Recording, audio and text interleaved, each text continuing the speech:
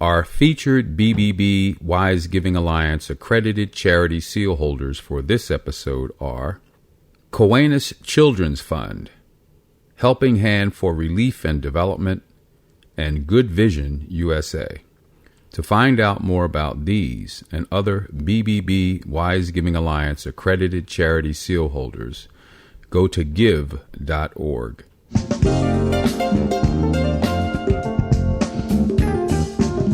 You're listening to the Heart of Giving podcast with Art Taylor, powered by bbbgive.org. Here we explore the motivations that form the basis of giving and service. We inspire generosity and celebrate the transformative effects that giving and service have on the human spirit and on community. The conversations featured on the podcast also uncover giving strategies that educate and provide tools to help listeners make impactful gifts of both their time and money. We hope you enjoy this episode. Welcome to the Heart of Giving podcast, powered by bbbgive.org. Give.org is the nation's standards-based charity evaluator, and it's your one-stop source for information on giving and reports on the most asked about charities. I'm Art Taylor. Today we're going to talk about marketing, and specifically how charities market and some of the obstacles that they have to go through or have to overcome in order to market effectively to their constituents. And by constituents, I mean various stakeholders, which would include donors, people who participate in charity programs, volunteers, potentially even government officials, business owners, and others. In other words, people who benefit or who are concerned about what organizations do and how it affects, in a good way, hopefully, their communities. And today, to do this with me, we have two professionals who are going to help us think through this. The first presenter today is Angela Walton of Breakthrough Marketing and Consulting.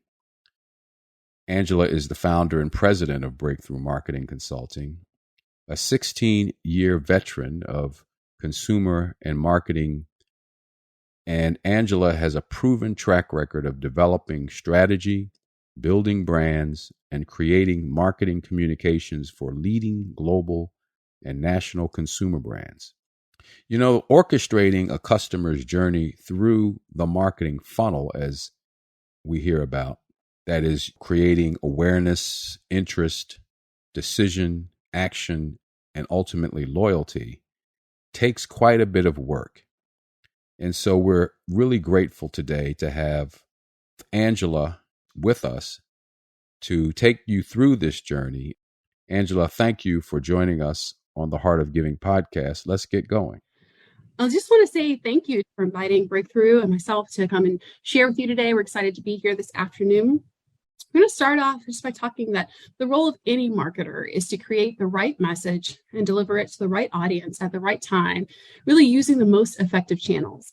However, today's media environment is more fragmented than ever, really making it challenging to effectively identify and engage with your target audience in the most relevant and meaningful ways. So, why is that? Today, we're going to talk about some of the macro environmental forces that are really impacting consumers and their willingness to give and support nonprofits. Angela, I can't wait to hear about that. Then we're going to get into some marketing trends. Let's really talk about what's driving the shifts in marketing spending and approaches today. And then we'll end with giving you 6 strategies to develop your own impactful marketing. Okay, let's get going. As we fully emerge from our pandemic experience, we find ourselves really in an ever-evolving marketing place that's grappling with economic uncertainty, declines in philanthropic giving, and a multi-generational donor base. So we're going to talk about each one of these today. We're all living in this environment of this economic uncertainty, so we're very much familiar with the high inflation, which is really causing negative consumer sentiment and belt tightening, higher interest rates, bank failures, and even corporations are really starting to streamline their sponsorship opportunities. They're under pressure to really make sure that they're being efficient and tightening up their alignment to their own organizational values and motivations. Let's talk a little bit about the declines that we're seeing in philanthropic giving. This is from the Fundraising Effectiveness Project. They do a quarterly report, and this is the full year 2022 versus 2021. And you'll see that the giving dollars is down 1.7% in 2022 versus 2021. Donors are down 10%, and retention, meaning the donors from the previous year that did not come back in 2022, is down 3.5%. So this is the second consecutive year of significant decreases in donor participation. And we're really seeing the decline in terms of the overall dollars being driven by the large donors. Again, this is 2022 data, but we've seen this even this year. CNBC last week did a poll of millionaires asking them where they plan to cut back due to the high inflation rates.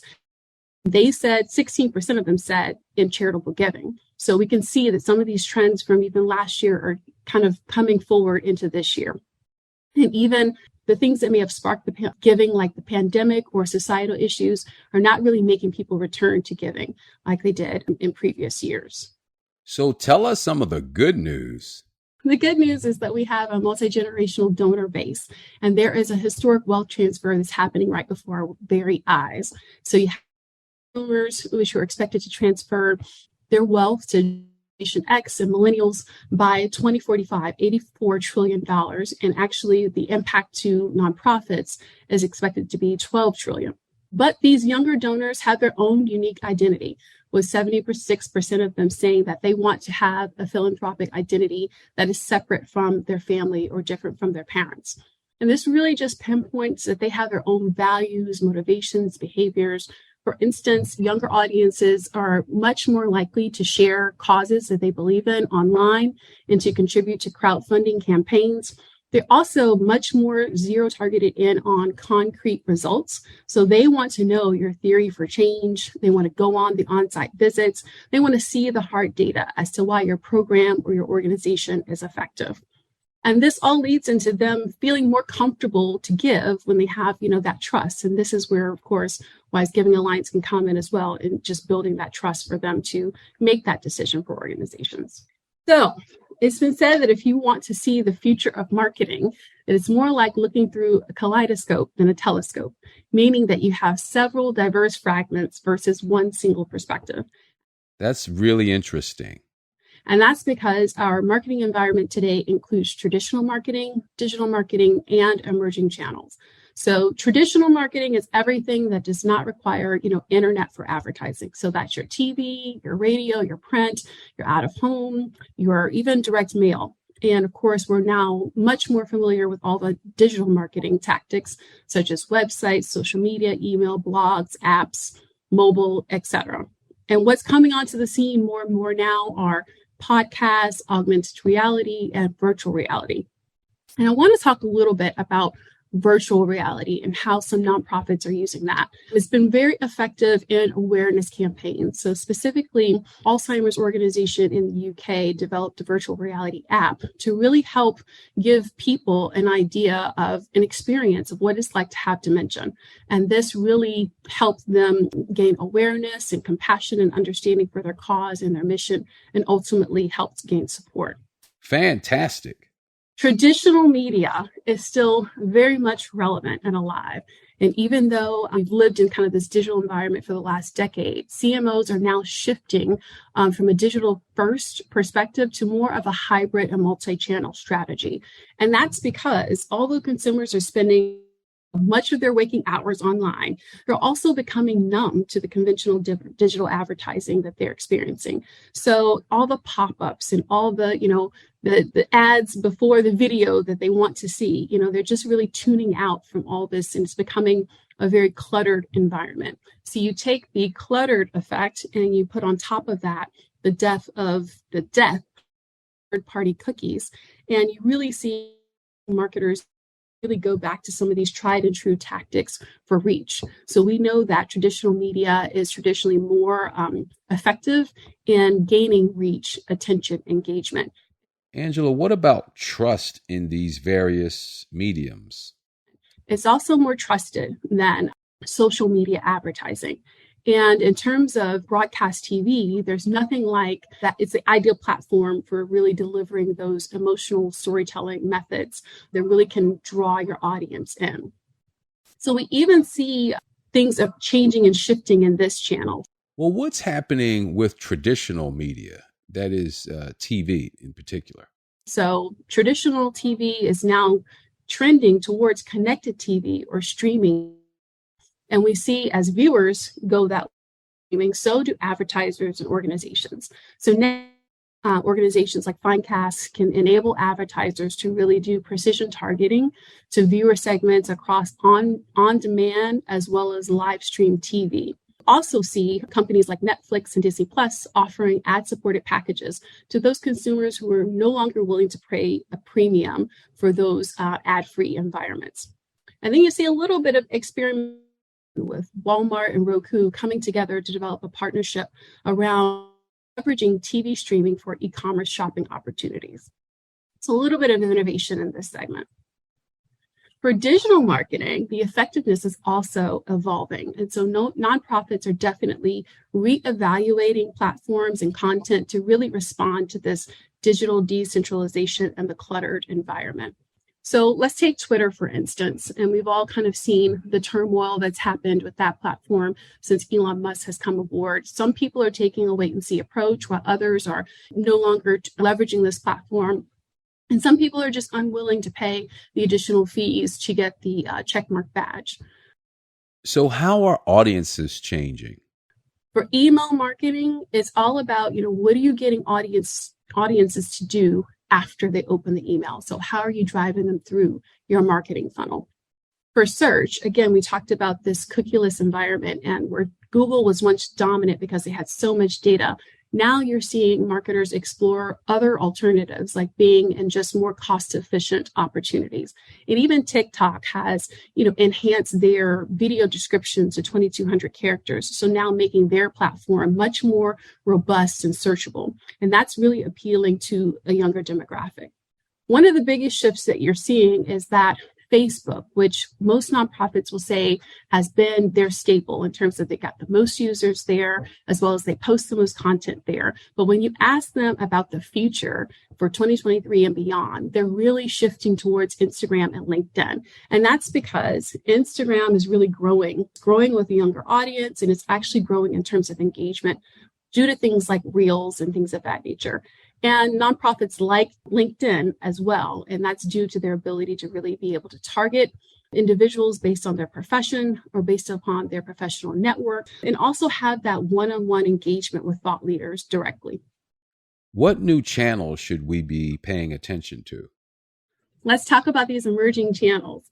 So the decentralization of social media platforms is really causing marketers also to explore, to test, and learn from new options.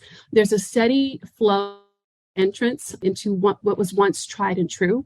So for instance, you have T2 coming in trying to dethrone Twitter, or Be Real trying to be that more authentic version of IG. And you have the emergence of platforms like Meta and Clubhouse. But as marketers, we're all trying to figure out what has peaked and what is permanent. So just taking a test and learn strategy is really important to see what really has staying power. Podcast advertising this is a growing medium, and we're actually seeing the advertising dollars grow as well. Versus last year, it was up 81% in terms of the podcast ad impressions. And we're expecting to see this medium continue to grow. And that's because listeners really trust their podcast host. They're genuinely influenced by their endorsements. And almost half of podcast listeners actually pay attention to the podcast advertisements versus other formats. And it's a really effective way to get a really targeted and well-informed and well-suited audience to hear your message. You'll also find that user-generated content is going to be more prevalent in the future, especially versus influencer content. Again, consumers have started to really move away from influencers and kind of see through, and really are gravitating to the authentic appeal of real-life people and real-life stories. And also, it's very efficient and effective. It's a way to really create a lot of short video content that you can leverage on multiple platforms. And last, but certainly not least, is augmented reality integrations. You're seeing platforms like Snapchat and Facebook. They've already added features that let you add texts or images onto your real world view. And we know that Google is also looking to add innovation in this space as well. So those are just some things to consider as you put together your marketing mix. Angela, this seems like a lot for us to get our arms around. So now let's talk about what strategies you can leverage for developing your own impactful marketing. And you really want to start with a customized approach for your organization to really connect with your target audience. And that starts first and foremost with creating a strategic marketing plan. So your first step is to really evaluate organization's priorities. So really identifying the issues that you're looking to solve, and then also defining the metrics or the KPIs that you're looking to impact and defining what success looks like for you. From there, you really want to determine where you are in your customer journey and what tactics are best to really help drive people through your marketing funnel. And that's really going from awareness to trial to ultimately conversion. And Teresa is going to talk about this a little bit later in our talk today, but you're going to hear terms like top of the funnel, middle of the funnel, or bottom of the funnel. And really, those are just different marketing tactics that you use to really go from awareness to interest to conversion. And your ultimate goal is to take your supporters and stakeholders and make them informed, vested, and loyal to your organization. So next, the cost for fragmentation is really segmentation and personalization. It's really important for you to cater your marketing approach to the unique needs and goals of each individual segment. You can segment based upon donor size, based upon attitudes, based upon behaviors, demographics, psychographics, but it's really important to cater your message as well as your medium to really what is appealing to your target audience. And in addition to that is personalization. It's important to really understand that the supporters that you're going after, they're consumers, and they're consumers in this high-tech world. So they have Spotify playlists, they have Amazon carts, they have Netflix accounts, and all of those have their specific profiles that are based upon their needs and their interactions, and they're leveraging past as well as predictive information. And so these consumers are expecting the same type of experience and interactions from your organization. So it's really important as you develop your marketing to really personalize and segment, to really cater to their interests, their desires, their aspirations, and their communication preferences. So today's consumer wants everything, everywhere, all the time. So it's really important for you to have clear, concise, and consistent brand story that's communicated across multiple channels. So the first step, of course, is selecting the right platforms to reach and engage with your target consumer. And once you do that, really evaluating the effectiveness of each channel. So what's the reach? What's the ROI? What's the frequency? What's the time spent? And what are those metrics that you're really looking to push the dial on to really achieve success and to engage with your audience? We're also seeing that in this kind of potential recession environment, that leveraging organic campaigns is a great option for nonprofits to consider. So that's really just all of your unpaid tactics to really drive traffic to your website. So it's a lot of content marketing, whether it's creating blogs or email campaigns or search engine optimization, case studies, a lot of things that really are unpaid that you can leverage in your toolbox. This next one is a big one, specifically for medium to small size nonprofits. Some of the larger nonprofits may have already done this, but we find that a lot of times nonprofits have data in several different places and the data is not integrated and talking to each other.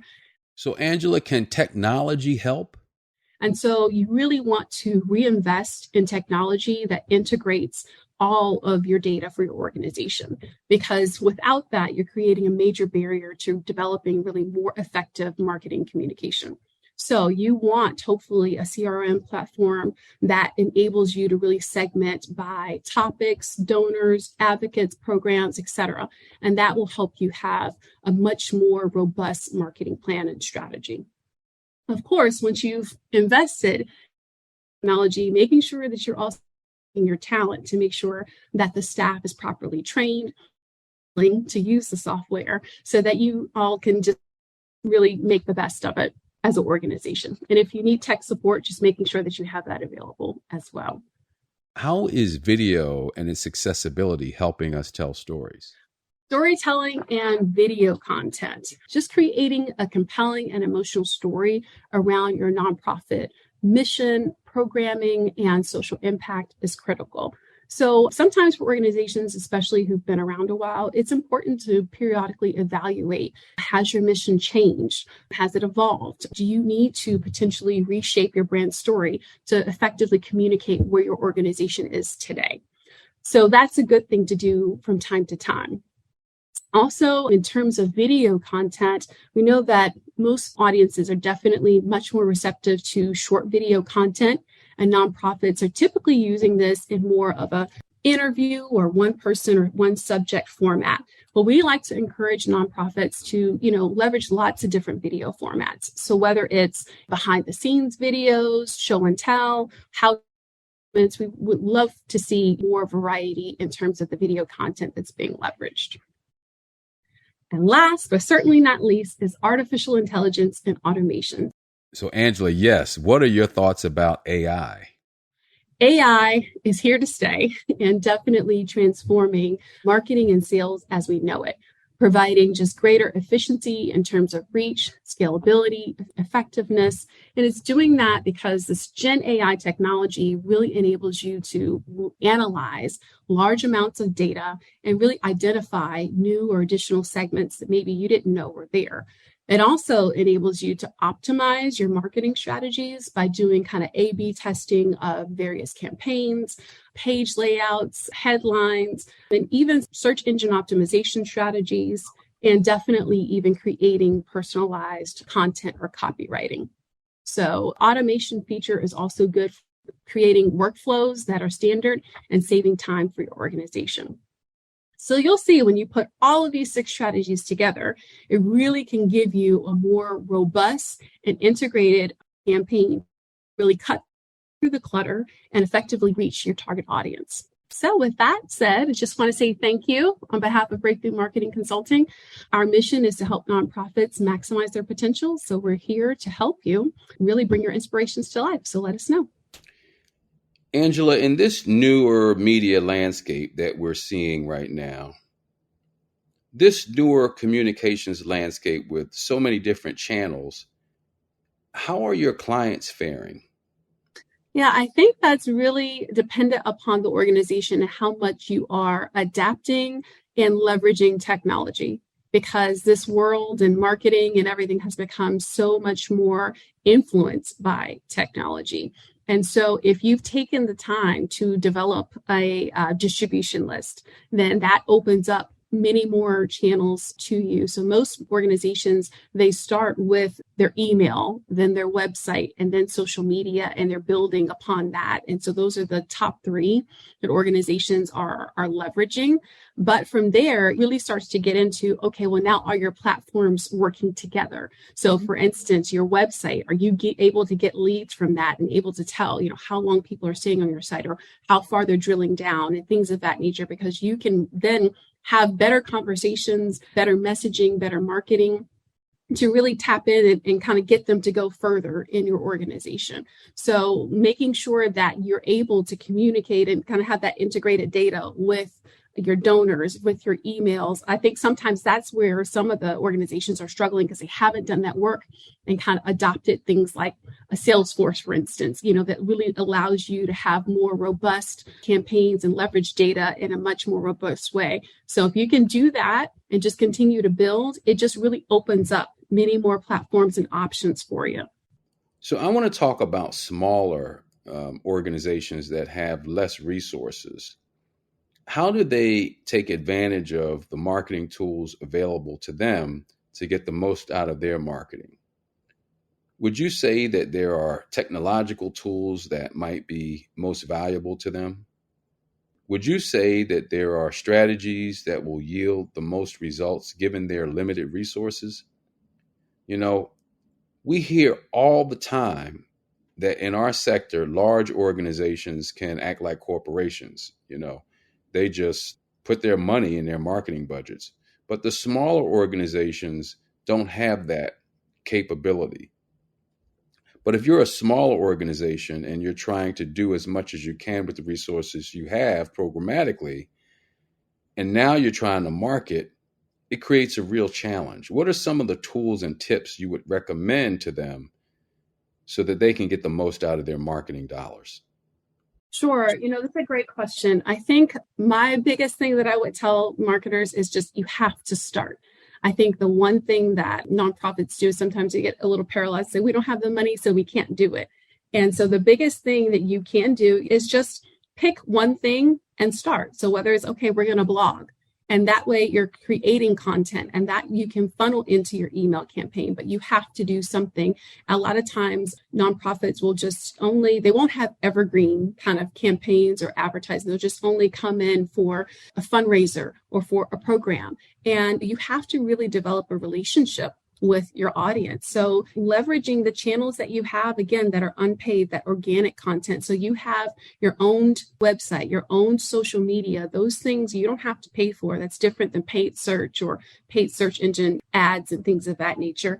So you can leverage things like create case studies, white papers, all these things are free. That's the organic campaign piece that I'm talking about. But a lot of that is content marketing. User-generated content. You have employees, you have participants in your programs that you can leverage to tell great stories. And so when you kind of start to just get started and leverage that, you can put that on your different platforms and build from there. So then I want to add on to that email marketing. You can leverage that. And then even direct mail, believe it or not, has made a comeback in terms of, it can be a little flyer, but these QR codes, that's data in terms of saying how many times has it been scanned? Are people signing up for the workshop? So those are tactics that you can use that don't cost that much money. So let's assume we're trying to generate more awareness. Nobody knows us, so we want to generate more awareness, okay?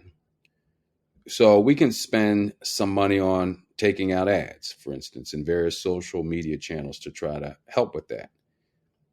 So people will understand that we exist. The question is, what should we expect from that marketing effort, from that advertising effort? I guess the social media channel will tell us they're going to let so many people see this ad. And from that, maybe some of them will actually understand what you actually wrote in the ad. I mean, I'm trying to figure out, how do we assess what we're doing here? Yeah, that's a good question, Art. I think especially leveraging digital marketing tactics, it's amazing how much you get kind of real-time data and analytics back. So let's say, for instance, you are, like you mentioned, a nonprofit in Phoenix. Number one, you can geo-target Phoenix and say, I only want Phoenix. I only want people who are open to my type of organization and they're pet enthusiasts and things of that nature. And so I want to target them with that message. Then the algorithms and everything will start giving you feedback pretty quickly to say, hey, this headline's working, or people stayed on this for only 2 minutes. But this one that you did that had the video, they actually watched the full video. And so you'll be able to get some metrics back to say, hey, what's really resonating? What's the level of engagement? And then you'll be able to tweak. That's been the beauty over the last 10 years of digital marketing, is it lets you be very much real time in terms of being able to adapt to some of the feedback and metrics that you're getting. Are we spoiled? Are we all kind of spoiled with this idea of virtual advertisement or viral post? We all kind of are looking for the one thing that we can do that will really explode on the scene. Is that realistic for advertisers to think that if they put something out there that is going to go viral? Is marketing really more about consistency and grinding it out over a long period of time? I mean, I will jump in and say that, from a true traditional brand marketer, building a brand takes time, period. You have to, number one, have clarity, consistency, conciseness of message before people even able to re-articulate that back to you and then hold it in their hearts and say, you know what? I love this brand. And now I'm going to tell someone about this brand and I'm going to share this brand with someone else. That doesn't necessarily happen overnight. So I do think this, we've become kind of microwave society. Used to be microwave society. Now it's an Insta society where it's just a click or a thumb away. So I think everyone loves this notion of going viral. But when you really talk about brand building, that just takes time. It takes time to form what your brand stands for in a person's mind, and then to seed your brand in a person's heart, and then to make your brand a part of their daily activity to say, hey, I want to go engage. I want to volunteer. I want to go to this fundraiser. So from my perspective as a brand marketer, it definitely takes a little bit more time. It's possible to go viral, but you really want to continue to build your brand with your audience and grow from there. Well, Angela, thank you so much for joining us on the Heart of Giving podcast. I have to tell you, this information is really insightful, and I know our audience got a lot from it. And now we're going to have part 2 of this coming out next week, where we'll be hearing from, as I mentioned at the top, Therese Kung. And I know you'll want to hear Therese's take on how we get into segmentation of the various audiences and how charities can reach them. And this is a good place for donors to check in and really understand how charities should be thinking about reaching out to them too. For those of you who are listening for the first time, I really want to encourage you to subscribe to the Heart of Giving podcast. And you can also make a gift to the show by going to give.org, and we will put that money to great use. Thank you for listening, and we'll see you back here next week. You've just listened to the Heart of Giving podcast with Art Taylor. Be sure to tune in next time for a brand new episode. To listen to our other interviews, visit heartgiving.podbean.com. That's heartgiving.podbean.com. Subscribe to our show on major podcast platforms. The thoughts and opinions expressed on this podcast are the views and opinions of the guests, not those of the BBB Wise Giving Alliance or program affiliates. This podcast is for information and educational purposes only and is copyrighted with all rights reserved. This podcast is protected by Podbean's terms of service.